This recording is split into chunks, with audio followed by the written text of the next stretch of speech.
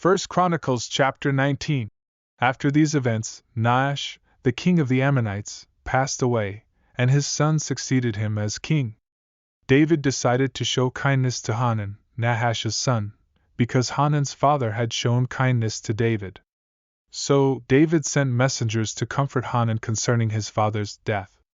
When David's servants arrived in the land of the Ammonites to comfort Hanun, the Ammonite princess said to Hanun, "Do you think David has sent these men to honor your father? Instead, his servants have come to you to spy on the land, to overthrow it, and to gather intelligence." Hanun then seized David's servants, shaved them, cut off their garments at the buttocks, and sent them away in disgrace. When David learned what had happened to his men, he sent messengers to meet them, for they were deeply ashamed. The king instructed them, "Stay at Jericho until your beards have grown back, and then return."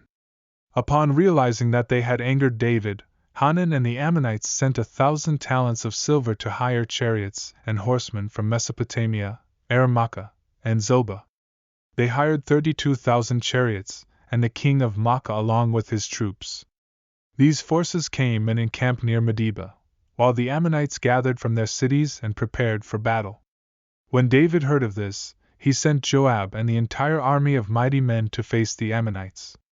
The Ammonites positioned themselves for battle at the city gate, and their allies, the kings, remained in the field.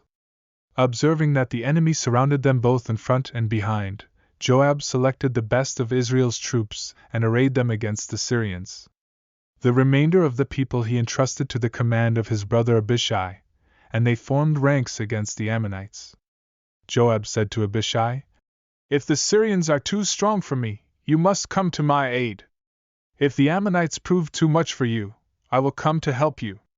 Be strong, and let us fight bravely for the sake of our people and the cities of our God. And may the Lord do what is good in his sight."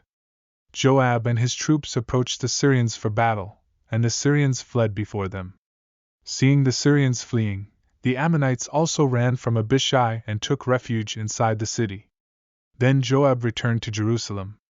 When the Syrians realized they had been defeated by Israel, they summoned reinforcements and regrouped under the command of Shophach, the captain of Hadarezer's army. David was informed of this development, and gathered all of Israel. They crossed the Jordan River, approached the Syrians, and set up their battle formation against them. As David arranged his forces to engage the Syrians, they fought against him.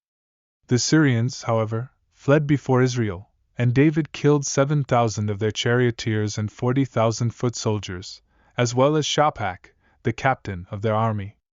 When the servants of Hadarezer saw that they had been defeated by Israel, they made peace with David and became his subjects.